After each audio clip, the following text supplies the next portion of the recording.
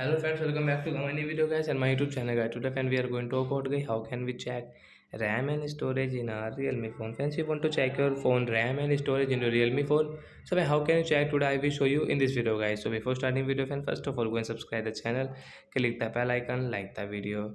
So now let's see guys how can we check RAM and storage setting. So I open your phone setting. After on phone setting, I scroll it. Hence, you can see this type of setting in your Realme phone. Now you will have to click on guys this about device setting. Guys, tap here. Hence, you can see guys your storage setting, and guys you can see guys your RAM setting. Guys, you can check from here. But guys, you can see guys this storage. So guys, tap on storage setting guys, and hence you can check your guys your all system storage.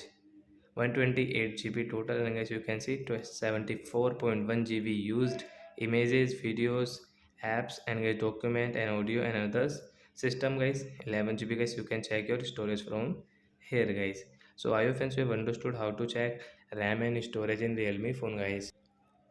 So that's it guys, thanks for watching the video guys. We will meet on next video guys with new topic. Before going guys, please go and like the video, subscribe the channel. Bye bye friends.